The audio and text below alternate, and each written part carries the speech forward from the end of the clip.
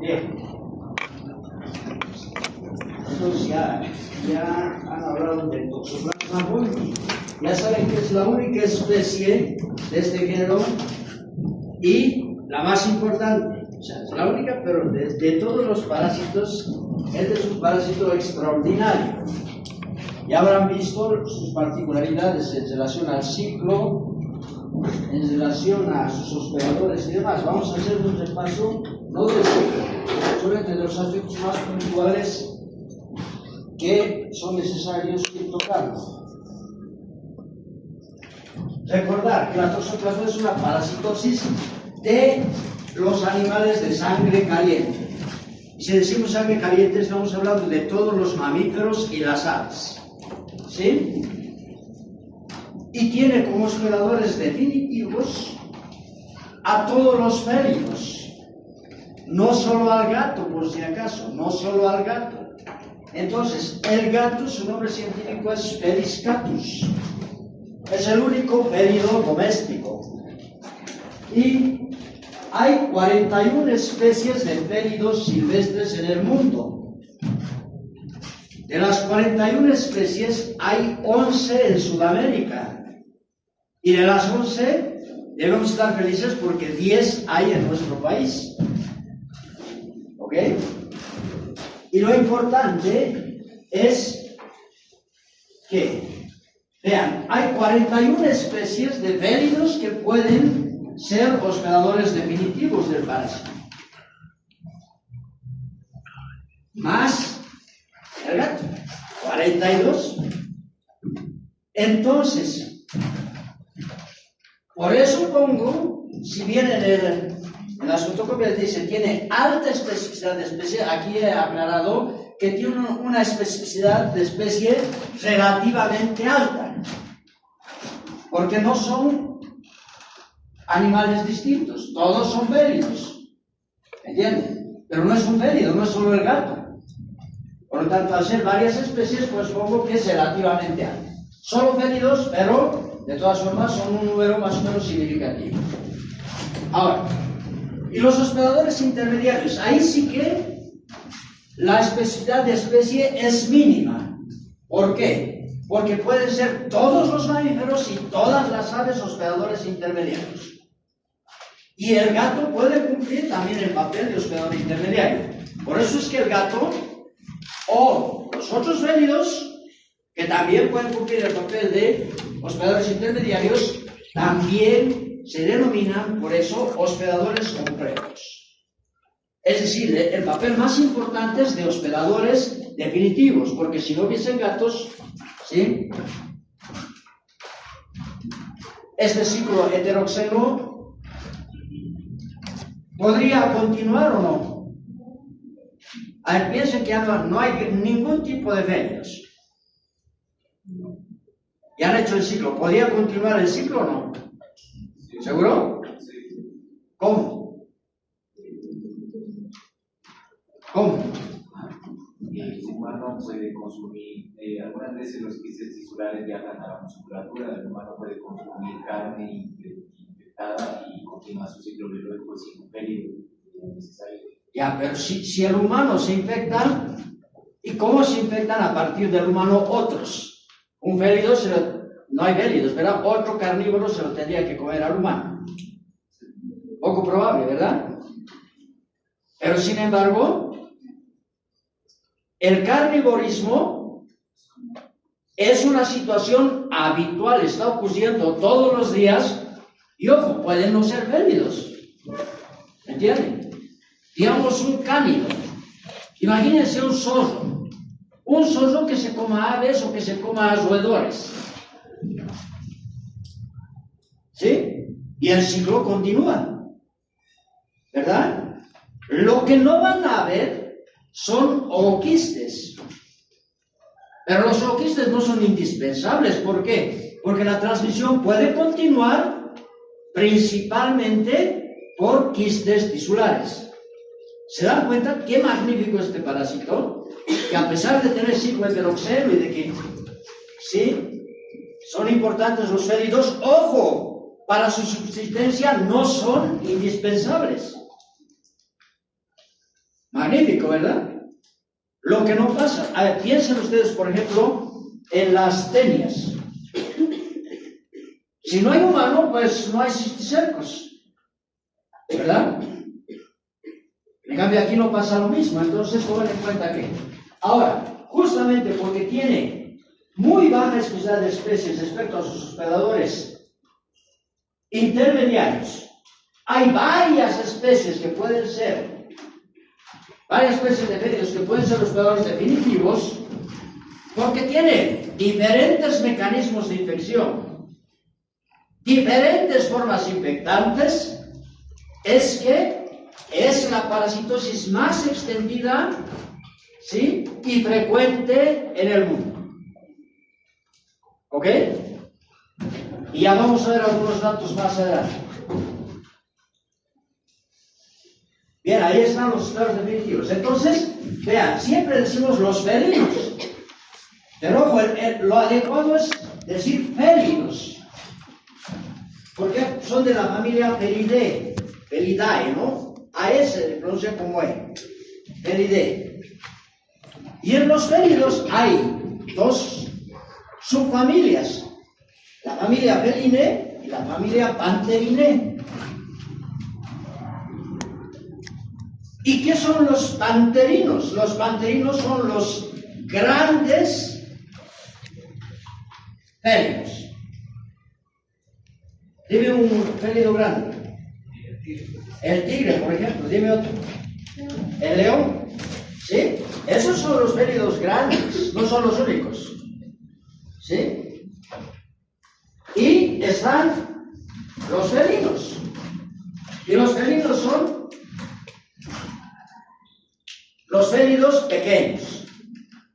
Pero ojo, no tan pequeños, porque pueden haber tan pequeños como los gatos, y hay varios gatos ahí silvestres, ¿sí?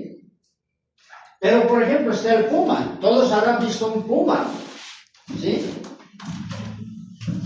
El puma es una de las especies más extendidas en América. Entonces están los pumas, por ejemplo. Y los pumas no son tan chiquitos, sin embargo, forman parte de los félidos pequeños. ¿Ok? Entonces, solamente para decirles de que en vez de decir felinos, pues digamos félidos. Ahora, ¿qué pasa en Bolivia? Hay algunas publicaciones de...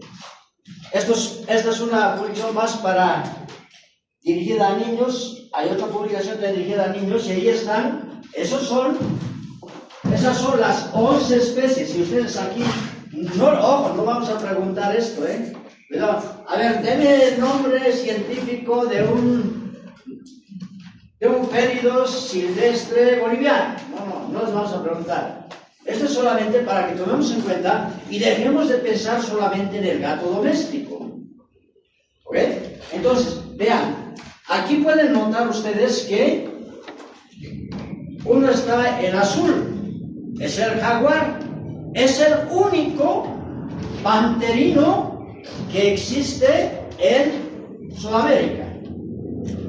Y el jaguar se llama Pantera onca, ¿sí? Es el félido más grande que tenemos. El único panterino. Todos los demás son felinos, ¿sí? Y aquí, entre los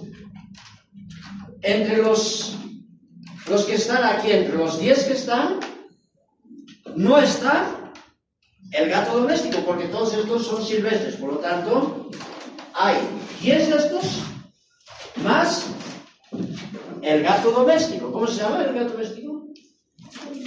Felis catus. ¿Ok? Entonces, nada más para recrear un poquito, y ahí está, este es el jaguar. Todos lo hablamos con el zoológico.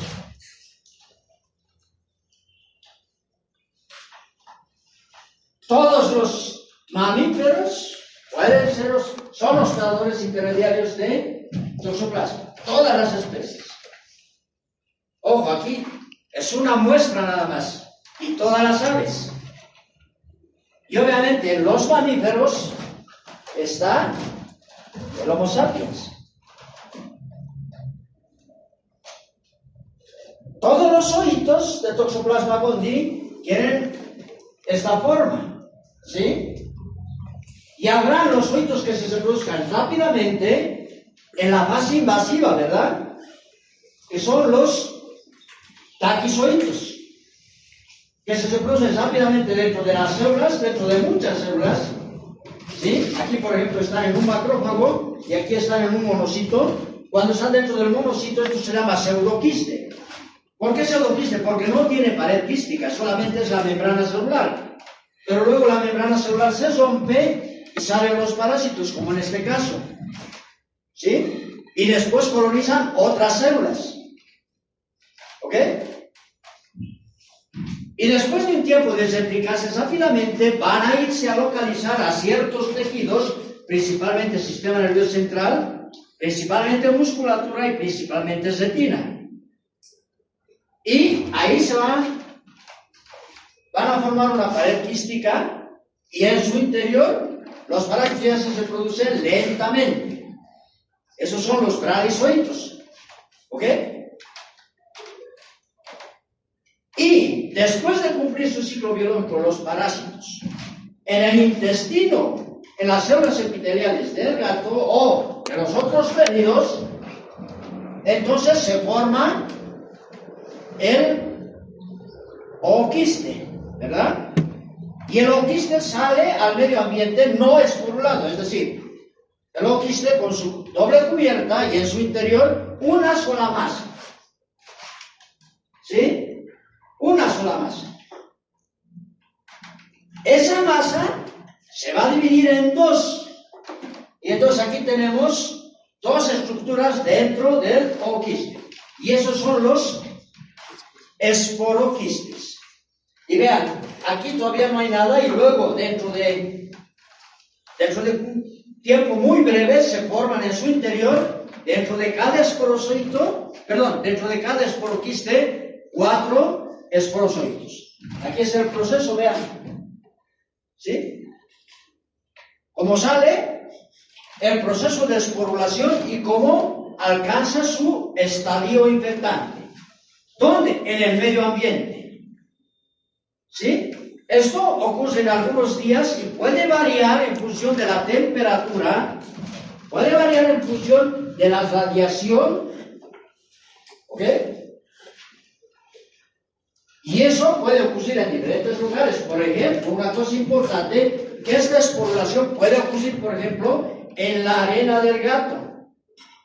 Lo que tiene un gato, pues, pone arenita para que el gato defeque y demás, ¿verdad?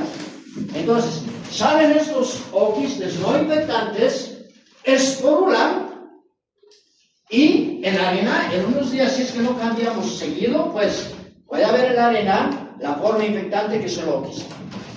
Todas estas son formas infectantes. Es otra de las virtudes que tiene el Toxoplasma gondii. ¿Sí? Este es el ciclo de transmisión. Entonces, ¿y por qué le damos más importancia al gato? No porque sea el principal hospedador.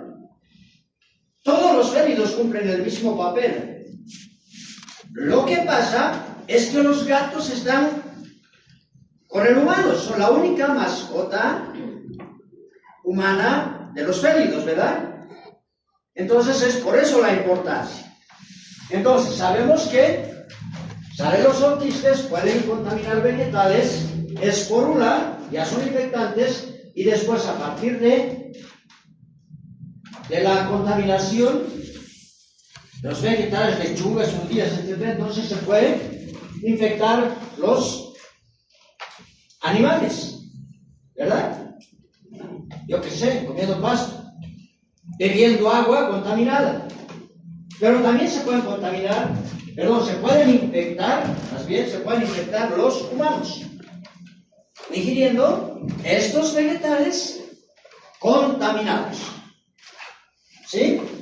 Entonces, ¿qué sucede? No importa con qué estadio se infecte, de todas formas, en los hospedadores intermediarios el parásito va a llegar a esta etapa, a la etapa de quiste tisular. Y los quistes tisulares permanecen indefinidamente en el organismo, principalmente en esos tejidos que hemos mencionado, y lo curioso es que no provocan enfermedad. La mayoría de las veces no provocan enfermedad. Estoy seguro que aquí hay gente que tiene toxoplasmosis y que nunca lo supo. Y habrán algunos que nunca lo sepan. ¿Por qué? Porque no se van a hacer un examen. ¿Ok? Entonces, ¿cómo es que pueden tener parásitos, no enfermar? ¿Por qué? Porque cuando los parásitos, estos, están en esa etapa de quiste tisular, en algún momento este quiste se rompe. ¿Ok? Porque hay parásitos, a pesar de que se reproduzcan lentamente, se rompe. En cuanto salen los parásitos de este quiste tisular, los bradizoides inmediatamente son destruidos, atacados ¿por qué? Por los anticuerpos y por las células, por los linfocitos.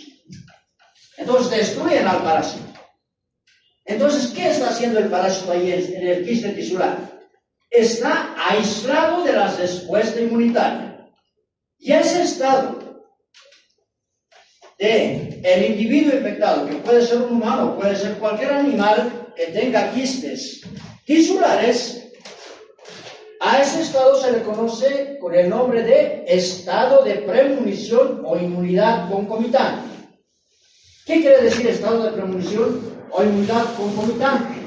Es aquel estado, ¿sí?, que se presenta en los hospedadores inmunocompetentes. Es decir, en casi todos, ¿verdad? Casi todos están inmunocompetentes. Entonces, ¿qué pasa?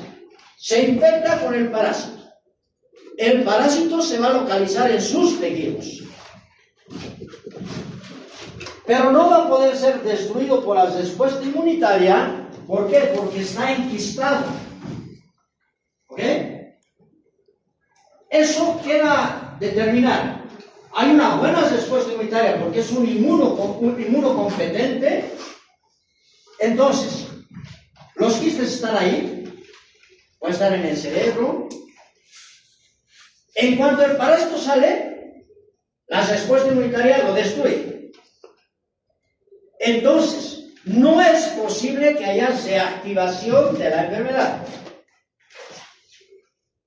Y tampoco se puede, una persona que ya tuvo toxoplasmosis o un animal que ya tuvo toxoplasmosis, no puede volverse a infectar. ¿Por qué? Porque tiene estado de premonición. ¿Ok? ¿Se entiende? Lo que tiene anticuerpos contra el parásito tiene células contra el parásito. Entonces no se pueden reinfectar con toxoplasma. Se infectan una vez y el parásito no puede invadir nuevamente el organismo. ¿Por qué? Porque apenas está invadiendo, las defensas del organismo destruyen al parásito. ¿Está claro, verdad? Bien, esto está copiado tal cual, es un copy-paste de lo que he escrito. Entonces, se puede infectar el humano con quistes por ingestión de agua contaminada. Se puede infectar por ingestión de vegetales crudos, ¿no? Lechugas, frutillas, ¿no?, que están contaminados con quistes. Por ingestión de otros alimentos, por ejemplo, que han sido contaminados por moscas, que se han posado en las heces de los gatos u otros animales, otros felinos. Por contacto directo con los gatos. ¿Por qué? Porque puede ser que en el pelaje de los gatos se hayan quedado los quistes. O puede que no se hayan quedado los quistes, pero si el gato va a defecar siempre en su cajita de arena, y si no hemos cambiado, pues va el gato y imagínense, posa su cuerpo en la caja donde los oquistes han esporulado. Y luego uno acaricia al gato, pues puede tener en sus manos oquistes esporulados. ¿Sí? Oh, los gatos se lamen, hacen la limpieza de la región que llevan. Si hayan esporulado, pues se lamen la zona y después, ¿no? Una lamidita de gato, pues cuidado que nos estemos contaminando las manos o aquí, ¿no? Después, lo más importante es la manipulación sin precaución de la arena donde deje el gato. O, eso no va a pasar con animales silvestres, ¿no? No. A pesar de que hay algunos que tienen félidos silvestres como mascotas, eso es completamente ilegal. No solamente es ilegal, es peligroso. Entonces, ¿sí? Con oquistes, por carnivorismo, por ingerir carne cruda o insuficientemente cocida, ya no está contaminada, sino infectada con quistes tisulares, ¿verdad? También se puede infectar, sean aves o sean mamíferos. En otras palabras, por comer carne insuficientemente cocida. Entonces, mientras más hábito haya de comer carne insuficientemente cocida, pues más probabilidades de infectarse. Y eso depende de los lugares. Si yo les digo, ¿quieres comer la carne bien cocida? Levante la mano. ¿La mayoría? Baje. ¿Quieres comer la carne término medio? Menos. ¿Quieres comer la carne casi cruda? Somos 3, ¿ya? Entonces nosotros nos sometemos a más riesgo, ¿no? Y si hago la misma pregunta en Santa Cruz, la mayoría va a levantar término medio. Y habrán varios que coman casi cruda. Entonces los hábitos van cambiando en función de los lugares, de los países, etc. ¿Sí? Y después, la otra situación es de que una mujer embarazada que por primera vez se haya infectado con Toxoplasma gondii durante su embarazo, tiene taquizoides en su circulación. Esos taquizoides pueden atravesar la membrana o la vasera placentaria y entonces los taquizoides también son formas infectantes. Si hay taquizoides en la circulación, pues también puede haber, ¿sí?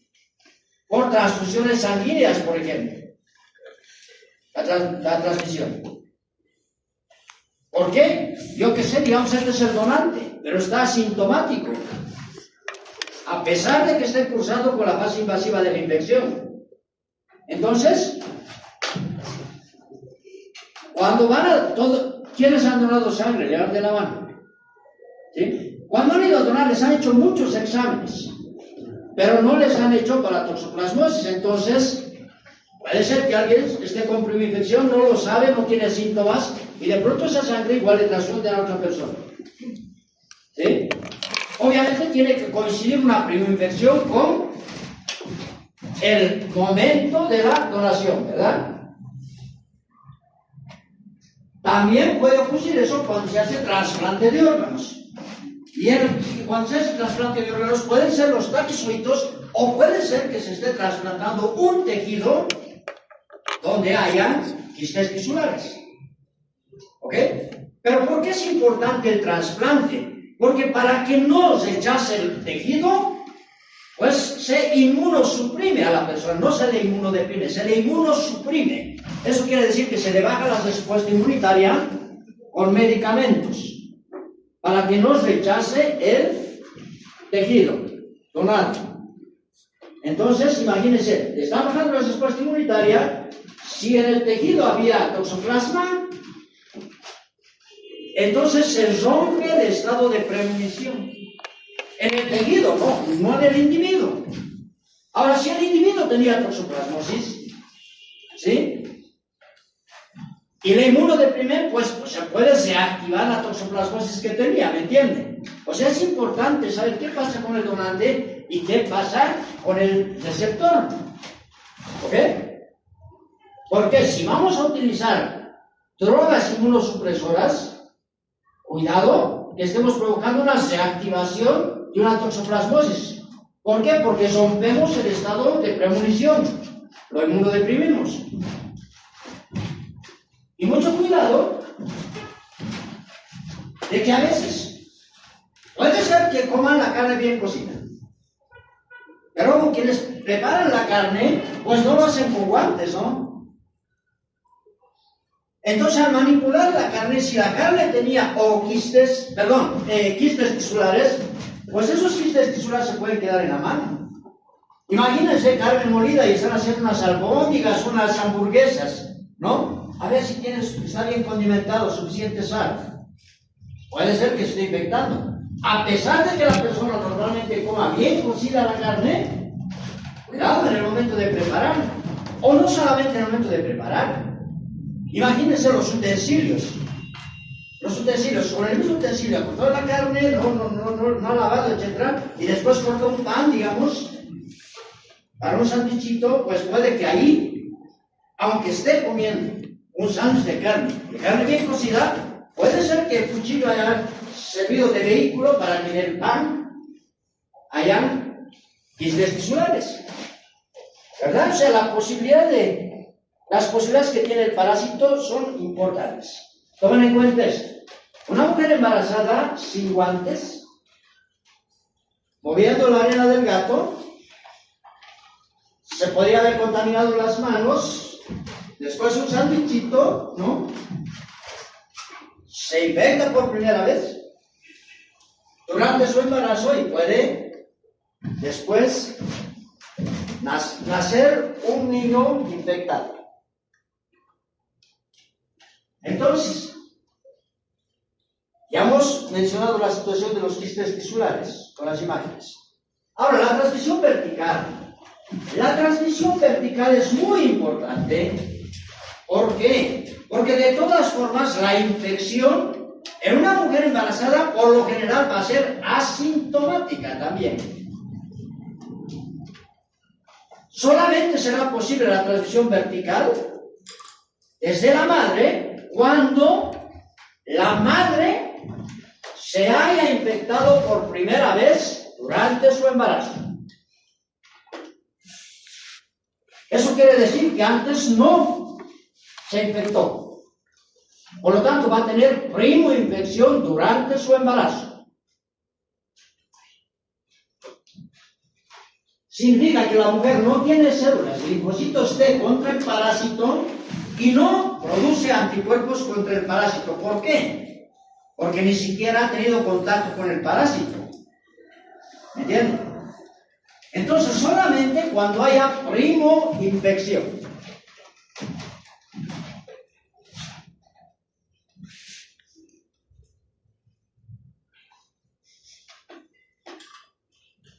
Entonces, vamos a tomar en cuenta esto. Si la mujer se primoinfecta, tiene la infección por primera vez en su embarazo, puede ser con cualquier estadio. Así van los quistes tisulares, abajo los quistes y aquí los taxoides. ¿Ok? Con cualquier estadio que se infecte, al final, de todas formas, en el organismo, en el intestino, van a empezar a formarse dentro de las células los taxoides. Después, por la circulación dentro de los monocitos, van a alcanzar diferentes tejidos. Y el parásito casi se puede desarrollar en todas las células. Una excepción, los glóbulos rojos. ¿Ok? Entonces va a diferentes lugares, se multiplica rápidamente y todavía a pesar de que la mujer sea inmunocompetente, no tiene anticuerpos contra el parásito, no tiene células contra el parásito. ¿Por qué? Porque no lo conocía el parásito. Recién se está dando la respuesta inmunitaria, ¿verdad? Entonces, el parásito entra y se distribuye por todo el organismo. Y está en la circulación. Si es al principio del embarazo, todavía no se ha constituido la circulación placentaria. Entonces está la vasera placentaria. El parásito tiene que, le es más difícil pasar al parásito de la circulación materna a la circulación fetal. Pero a medida que avanza el embarazo, pues ya hay una membrana, o sea, solamente una membrana que separa la circulación materna de la fetal. Entonces es más fácil que ocurra la infección. Y para eso el parásito utiliza el proceso conoide, ¿verdad? Con sus toxonemas, sus micronemas, etc. Entonces, tomen en cuenta de que ya en ese tiempo ya se ha establecido la respuesta inmunitaria, la mujer ya empieza a formar sus anticuerpos, primero se sintetiza la inmunoglobulina M, más o menos a las 2 semanas, alcanza su pico al mes y después baja. Y más o menos entre 6 a 9 meses desaparecen las inmunoglobulinas M.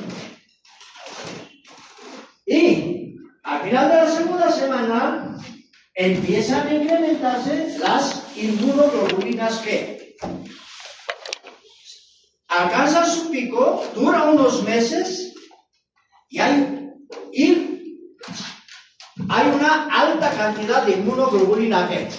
Y las inmunoglobulinas G son las que permanecen durante el resto de la vida de la persona infectada. Entonces, lo mismo pasa en una embarazada como pasa en un hombre, como pasa en un niño, como pasa en un adulto, etc. ¿Ok? Entonces, hay que tener en cuenta que el producto también, su respuesta inmunitaria, no es que no tiene, pero mientras más pequeño sea, tiene menor desarrollada su respuesta inmunitaria. Y por mucho que ya sea un producto de término, su respuesta inmunitaria no es la más adecuada.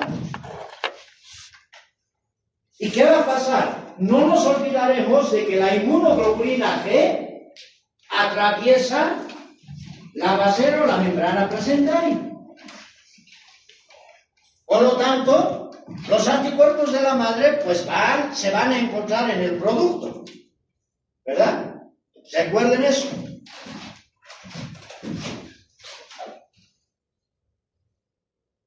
Entonces, lo que ya hemos dicho, los taxoitos se multiplican. Como no existe todavía la placenta, pues es más difícil que al principio se infecte el producto. Mientras más avanzado esté el embarazo, pues más fácil de que se infecte el producto. Pero hay una ventaja, de que no nos olvidaremos que al principio de la gestación estamos en la etapa embrionaria, en lo que es la embriogénesis u organogénesis. Se están desarrollando los tejidos. Entonces, a pesar de que sea menos probable que se infecte al principio de la gestación, no la mamá se puede infectar en cualquier momento, ¿no? El producto, digo. Si el producto se infecta al principio de la gestación, lo más probable es que eso termine en aborto. ¿Sí? O si se infecta y continúa la gestación, lo más probable es que nazca un niño con una enfermedad muy grave, que ya vamos a ver con unas imágenes más adelante.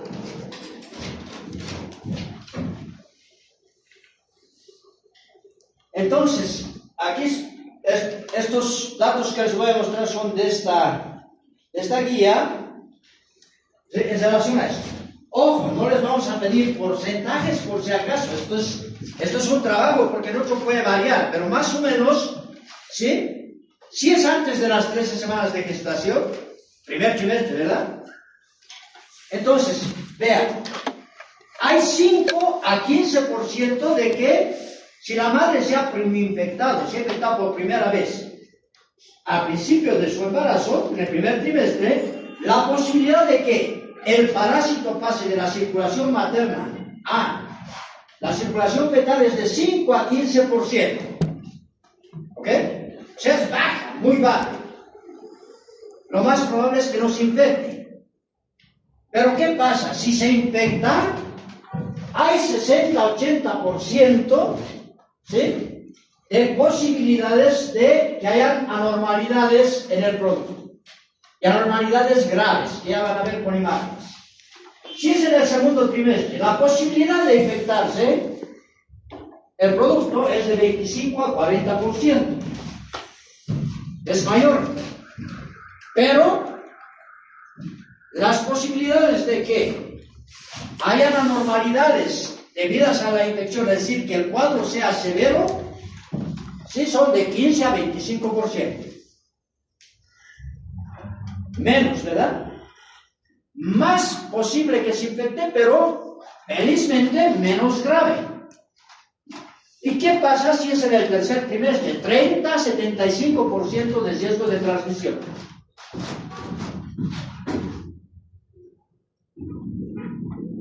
¿Sí? Ahí está. Y si es al final de la gestación, más o menos 70% de riesgo, pero vean, las posibilidades de anomalías en el producto son bajas, 2 a 10%. O sea que es más probable que si la infección ocurrió al finalizar el embarazo, es más probable que se infecte el producto. Pero a pesar de que se infecte, es muy poco probable que nazca con daños serios. Lo más probable es que nazca inclusive asintomático. Pero después de que ha nacido, en un tiempo variable, puede ser un poco tiempo después o puede ser años después, hay una probabilidad de que desarrolle problemas a nivel del globo ocular. Lo que se conoce con el nombre de coriocentinitis. La coriocentinitis es, ¿sí?, el daño más frecuente que ocurre inclusive en los niños que nacen asintomáticos.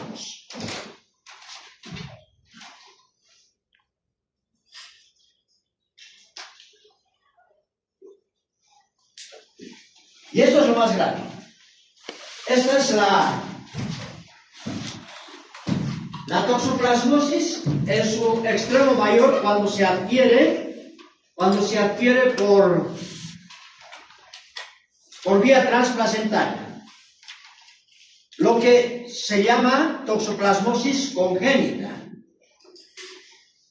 No es el mejor término porque no está asociada a los genes, pero ya se conoce así como toxoplasmosis congénita. Entonces, triada o tétrada. ¿Por qué triada? Porque antes se mencionaba nada más que los componentes de la triada son la coriocentinitis, la hidrocefalia y las calcificaciones cerebrales. Pero también hay retardo mental. Entonces, triada o tétrada, ¿cómo quieren?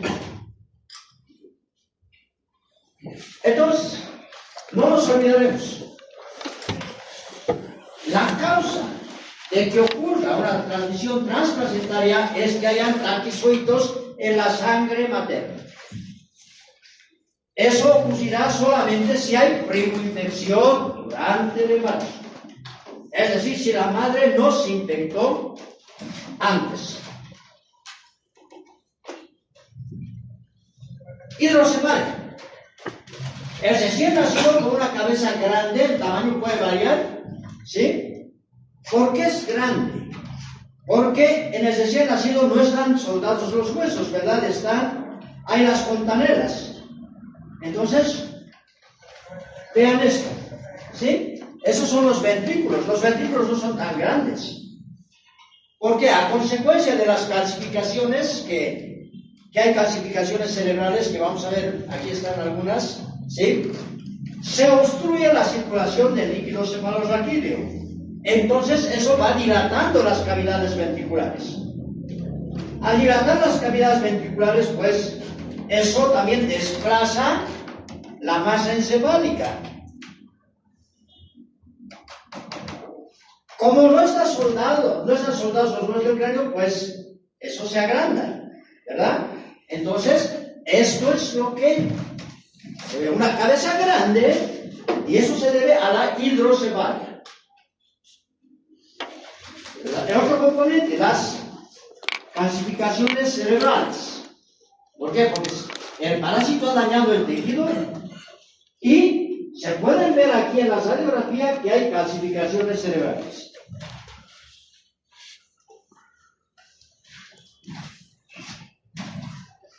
Esto es lo que ha dificultado la circulación del líquido cefalorraquídeo y ha provocado la hidrocefalia.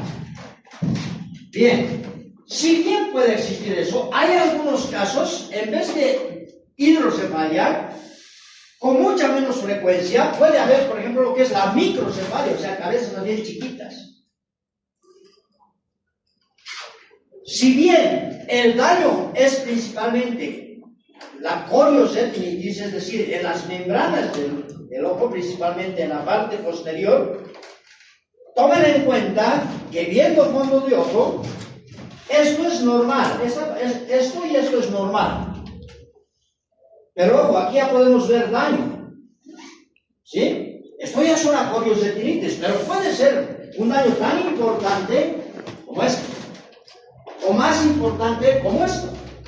Entonces imagínense, pueden hacer un niño sano, a pesar de que la madre se haya infectado con toxoplasmosis, digamos, al final del embarazo.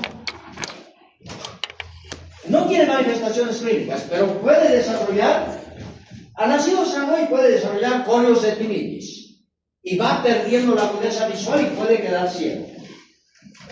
¿Ok? Ahora, esos son los componentes de la tierra. Pero vean, pueden haber otras alteraciones. Vean las características de la pupila.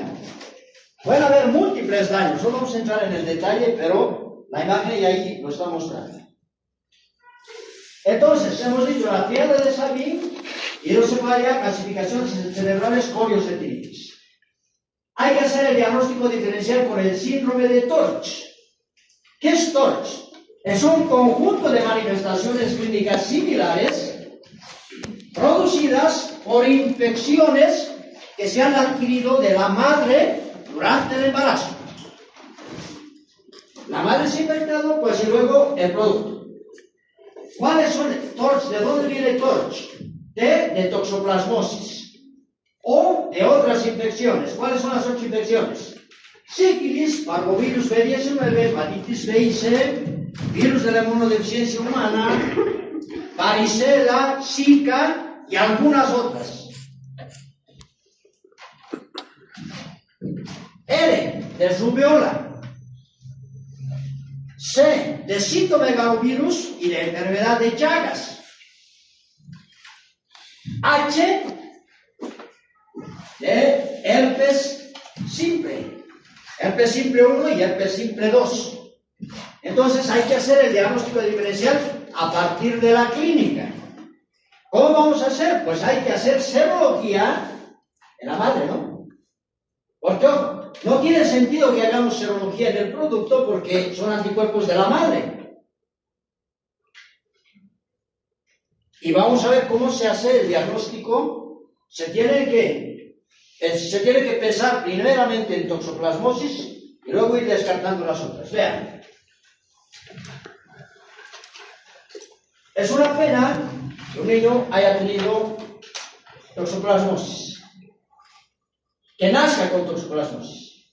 Entonces, vean, menor edad gestacional, menor riesgo de transmisión, pero si ocurre la transmisión, mayor gravedad. El tamaño de las letras es proporcional al mensaje. Mayor edad gestacional, mayor riesgo de transmisión, pero menor gravedad. Eso queda claro, ¿verdad?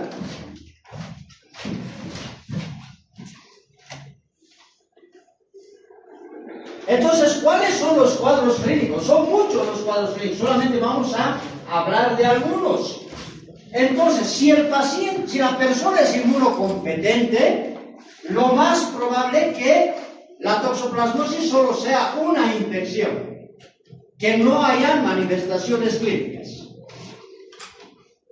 Si es un paciente inmunocomprometido, bueno, es más probable que haya una enfermedad y esa enfermedad puede ser inclusive mortal. En las embarazadas, al igual que los inmunocompetentes, porque la embarazada es inmunocompetente, también va a ser una infección nada más. Por lo general sin manifestaciones clínicas, ¿verdad? Entonces solamente una infección. Pero la pena es que la mamá no tuvo nada, a pesar de que se haya infectado por primera vez durante el embarazo, pero puede infectarse el producto. Entonces, es importante saber si la mamá tuvo o no tuvo toxoplasmosis en el pasado. ¿Qué pasa con la toxoplasmosis en el embarazo? Las controversias. Hay un mal manejo obstétrico de esta afección. Hay interpretaciones erróneas de los títulos de inmunoglobulina G e inmunoglobulina M. Hay poca o nula educación en prevención primaria en las embarazadas seronegativas. ¿Por qué las seronegativas? Yo voy a saber si esa mujer embarazada tuvo o no tuvo toxoplasmosis si le pido serología. Si la serología me sale positiva, ¿sí? Tengo que ver si es inmunoglobulina G nomás, porque esa es la inmunoglobulina que queda el resto de la vida. Por lo tanto, si esa mujer embarazada tiene inmunoglobulina G, yo sé que se ha enfermado antes, en el pasado. Y por lo tanto, si se ha enfermado antes, si se ha infectado, ¿sí? No se volverá a infectar. Yo puedo estar tranquilo. ¿Ok? Si es seronegativa, no se ha infectado, pues ahí yo tengo que indicar las medidas de prevención. Como ustedes ya saben, como uno se infecta, pues hay que indicarle que tenga los cuidados correspondientes al comer, que se lave las manos, que no limpie la cajita del gato, ¿verdad? Que coma la carne bien cocida, etc. Resulta que hay demoras en entrega de resultados del laboratorio y hay faltas de registros correctos en las historias clínicas. Imagínense, si hay una mujer que ya tiene su serología, quiere decir que antes tuvo, y ahí es donde el mismo médico, y el médico ha visto sus registros de laboratorio, en un siguiente embarazo no le tiene que pedir serología nuevamente, tendría que estar en su historia clínica. ¿Está claro, verdad?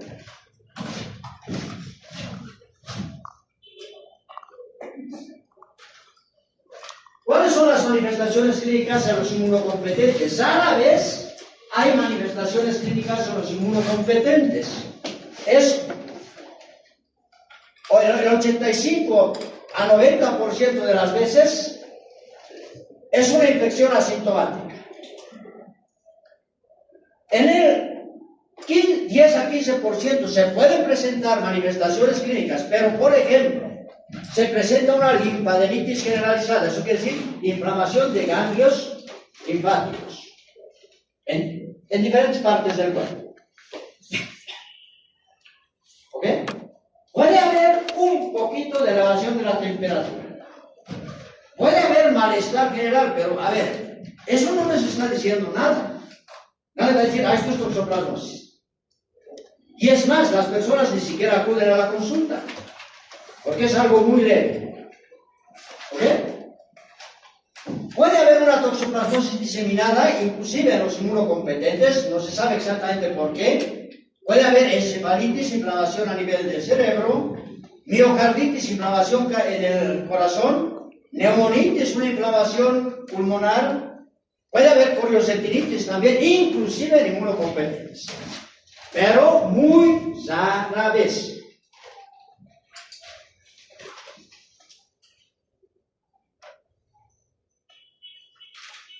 ¿Qué pasa con los inmunodeprimidos? Si los inmunodeprimidos ya tuvieron toxoplasmosis, ya se infectaron, al bajar las respuestas inmunitarias se rompe el estado de premonición. ¿Ok? Si se rompe el estado de premonición, pues hay una reactivación. ¿Se entiende, verdad? Pero también puede ser grave la primoinfección en una persona inmunocomprometida. En los inmunocomprometidos puede haber toxoplasmosis diseminada, encefalitis, miocarditis, neumonitis, coledosetinitis, como en el otro caso. Pero aquí con más frecuencia. En el otro caso es excepcional que eso suceda.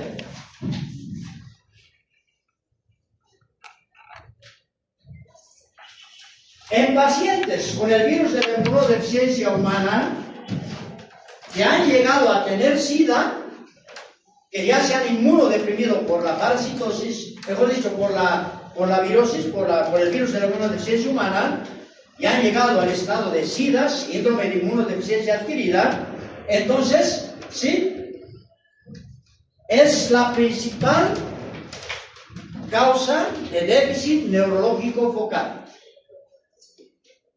Se va a presentar principalmente encefalitis por toxoplasma gondii, encefalitis de reactivación. 50-70% de las masas intracerebrales en pacientes con SIDA son causadas por toxoplasma gondii. Imagínense. Esto es normal. Esta es una masa ocupante en el cerebro. Vean, esto ya es grave porque ya es grande. Vean eso.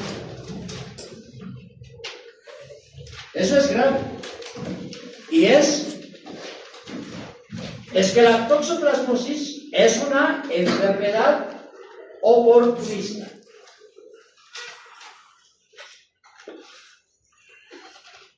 La toxoplasmosis congénita en Estados Unidos ocurre en 2 por cada 1000 neonatos. O sea, no es muy frecuente, pero tampoco es tan infrecuente, ¿no? La transmisión materno-fetal ocurre en promedio en 40 a 45% de los casos. 60% son infecciones subclínicas en el recién nacido, entonces no se detectan. 30% desarrollan lesiones severas, como las que hemos visto. Y el 9% muerte en el producto. ¿Cómo se diagnostica?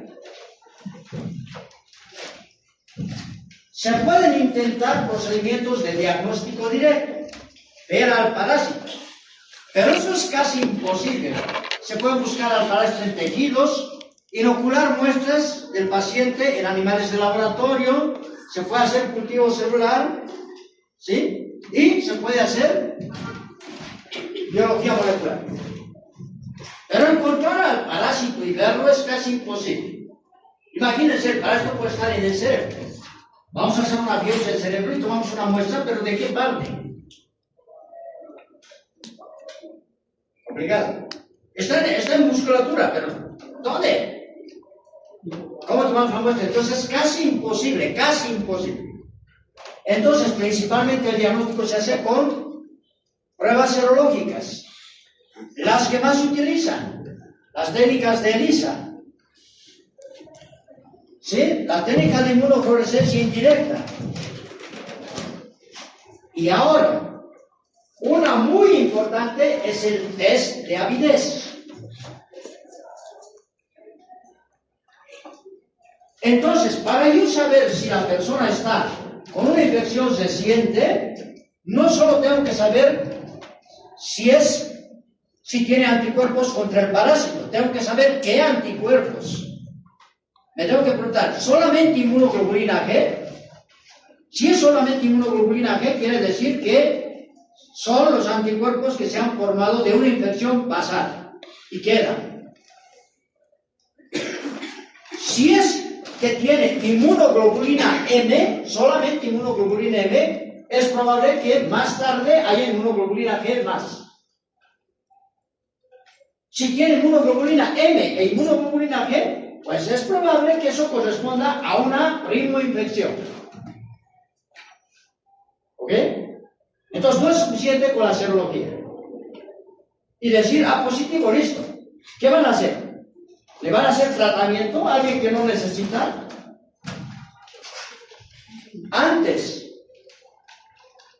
hasta se recomendaban suspensiones de los embarazos, abortos. Los médicos hacían eso.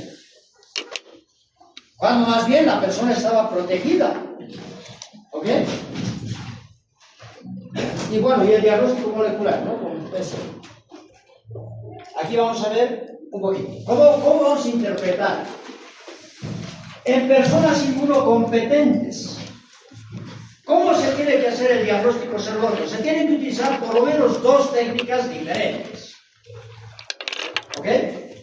Ejemplo, ELISA e inmunofluorescencia. Esas dos técnicas tienen que ser coincidentes, es decir, o son positivas y nos dan títulos de anticuerpos o valores de anticuerpos, pero si sale con una técnica positiva y con otro negativo, pues hay resultados discordantes. Si son los resultados discordantes, hay que recurrir a una tercera prueba diferente.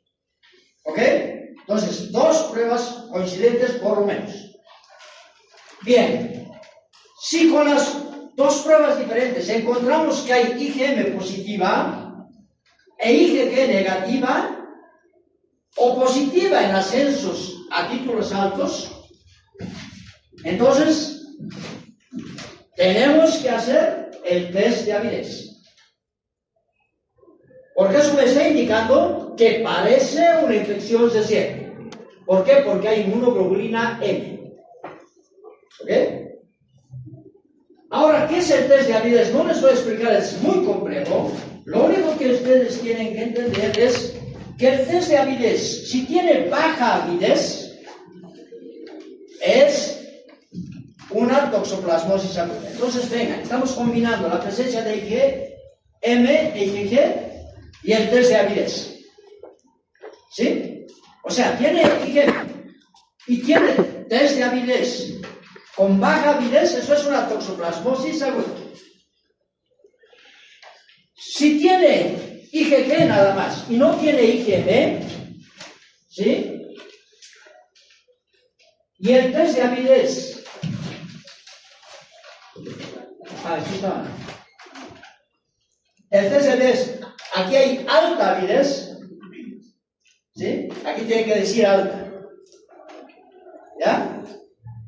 Alta avidez, entonces es una toxoplasmosis crónica. Entonces, vean, el test de avidez es al revés, ¿no? Cuando hay alta avidez, ¿sí? Cuando hay alta avidez, me está hablando de una toxoplasmosis crónica. Cuando hay baja avidez, me está hablando de una toxoplasmosis aguda. Y sea para los inmunocompetentes o para los inmunodeprimidos, una opción de diagnóstico es el diagnóstico molecular, detectar el ADN del parásito, mediante pruebas de PCR. Como esto es bastante complejo, cada vez se está apuntando más a que sea el diagnóstico molecular el que defina si hubo infección y si hay infección en ese momento. ¿Ok? De todas formas, el diagnóstico es bastante complicado.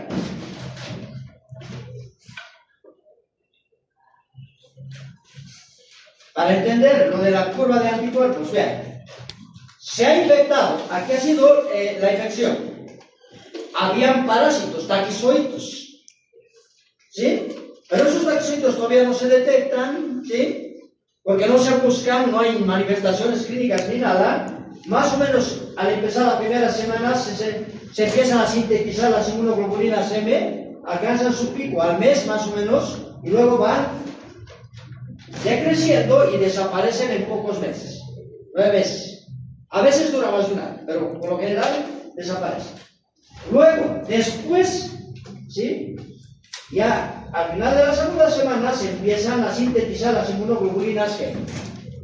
Se sintetizan, alcanzan un pico que dura varios meses y después va bajando, pero las inmunoglobulinas G quedan como huella, como indicador de que la persona se infectó. Ahora me entienden por qué es importante detectar la inmunoglobulina M, ¿verdad? Y solo quiero que entiendan una cosa. Puede ser que la persona solo tenga inmunoglobulina M, claro, porque hemos hecho muy temprano el diagnóstico. ¿Ok? No porque tenía manifestaciones clínicas, sencillamente porque le estamos haciendo el control a una mujer embarazada. Y solo hay M, no hay G todavía. Le hacemos un control en 2 semanas y pues vamos a tener más IgMs y ya van a aparecer las IgGs. Le hacemos un control más allá, pues ya van a disminuir las IgMs y van a aumentar las IgGs. ¿Me entienden? O sea, todo depende de en qué momento hagamos el diagnóstico. No es fácil, pero el médico tendría que conocer, porque es aquí, estamos trabajando a ciegas, no estamos viendo clínica. Estamos viendo el comportamiento de los anticuerpos nada más, porque la mayoría de las veces son infecciones asintomáticas. ¿Qué hacemos si detectamos primera infección en una mujer embarazada? El único medicamento que le podemos dar a la mujer embarazada para la toxoplasmosis aguda es la espiramicina. Todo lo demás está contraindicado. ¿Cuál es el problema? No hay. Cuando hemos necesitado espiramicina, algunas veces hemos conseguido de Brasil, otras veces de Argentina. Y otras veces no hemos conseguido. Grave, ¿no? Para la toxoplasmosis adquirida aguda, se utiliza pirimetamina y sulfas. Y se asocia el ácido fólico. ¿Por qué? Porque las sulfas tienen toxicidad en la médula ósea. Entonces pueden provocar hemólisis. Entonces hay que usar ácido fólico. Sulfas hay varias sulfas. No hay problema. ¿Qué no hay? Pirimetamina. ¿Qué hacemos? Lo mismo, la misma historia que les he contado de la espiramicina, lo mismo. Cuando hemos tenido dificultades, a veces hemos conseguido, hemos hecho cuando se envían, etc. Y alguna vez han ido los familiares, han viajado y de vuelta. Había una opción, el Fansidar, que es una combinación de pirimetamina más sulfadoxina. Tampoco hay. Entonces, ¿qué hacemos? Miren, la mayoría de las veces, las personas que han tenido pacientes con toxoplasmosis han tenido que recurrir a un tratamiento que es el trimetoprim sulfametoxazol, el cotrimoxazol que hay en todas partes, y es barato, pero no es el medicamento de elección.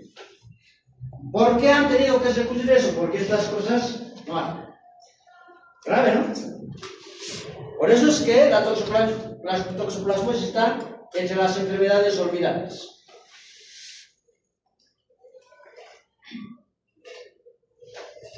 Bien, entonces, el ciclo de la toxoplasmosis, la transmisión selvática se da entre diferentes animales, vean, inclusive mamíferos acuáticos, ¿sí? Con felinos silvestres y el gato en los ciclos domésticos, involucrando por lo general animales domésticos, pero también animales silvestres, ¿no? O no silvestres, pero ratón doméstico. Nadie lo cría, pues, pero está ahí. Los pájaros, ¿no? Los gatos son buenos para cazar, ¿no ves? Entonces, aunque esté en la casa, pues, pueden tener presas. Y aquí, ¿sí? Estos son los datos de serología para toxoplasmosis en gatos. ¿Cuántos gatos y cuántos félidos silvestres, qué proporción están infectados con Toxoplasma gondii y tienen anticuerpos? Vean, en Norteamérica y Centroamérica, ¿sí? 35% de los gatos domésticos tienen anticuerpos contra Toxoplasma gondii. En los gatos, en los félidos silvestres, 45%. 1 de cada 2. En Sudamérica, 37% de los gatos, casi 1 de cada 2, ¿no? Y 66% de los félidos silvestres. En Europa, 43% de los gatos domésticos y 67% de los félidos silvestres. En África, 51% de los gatos domésticos y 74% de los félidos salvajes. Vean, en Asia, 27% de los gatos domésticos y 67% de los félidos silvestres. En Australia solamente, ahí no hay félidos silvestres por si acaso, en Australia solamente hay gatos. ¿Sí? 52%, 1 de cada 2 tiene toxoplasmosis. E inclusive, en las zonas más frías, ¿no? 51% de los gatos. Entonces, aquí tampoco hay félidos silvestres. Entonces, ¿qué ocurre? Se dan cuenta que no es solamente el gato. Si ustedes ven, con más frecuencia los félidos silvestres están más infectados. Eso es lógico. Porque tienen más oportunidad. Todo el tiempo están ejerciendo su tarea de carnivorismo. Vean, otro estudio. Seroprevalencia. 37.5% en gatos domésticos. Y en félidos salvajes, seroprevalencia 64%, igual. Más en salvajes, ¿verdad? Y lo más oscuro corresponde a la presencia de gatos o félidos silvestres que están eliminando ooquistes. O sea, diagnóstico microscópico, vean. Por ejemplo, en Sudamérica, Colombia, más de la cuarta parte de los gatos están eliminando ooquistes. No nos olvidaremos que el diagnóstico por microscopía es mucho más bajo en sensibilidad que los otros procedimientos. Si esto se hiciera con biología molecular, pues sería más. Y lo mismo, vean Argentina. En Argentina está, ¿sí? 2 a 5% eliminan ooquistes, pero en gatos domésticos. Pero en félidos salvajes, más del 25%. Aquí la estrella. Entonces, este es uno de los parásitos que más éxito tienen en el mundo. No se olviden las formas de transmisión. Los factores de riesgo, siempre pensamos que es el gato, pero lo más frecuente son las carnes, por si acaso, con factores de riesgo. Ahí están los estudios, aquí vean. El factor de riesgo mayor es 11.4, es la carne de res. Siempre le queremos echar la culpa al gato, a veces es la inconducta de, si es seronegativa y tiene un gato y lo acaricia, pues cuidado. Cuidado con la arena del gato. ¿Sí? ¿Cómo comemos las carnes? Finalmente, si una embarazada ha hecho control prenatal y nace un niño con toxoplasmosis, ojalá no sea la culpa del médico. Porque sería obligación del médico solicitarle serología. Si es seronegativa, hay que hacerle serología de control por lo menos 2 veces durante su embarazo. ¿Para qué? Para detectar seroconversión. ¿Qué es seroconversión? Que pase de seronegativa, de no tener anticuerpos, a tener anticuerpos.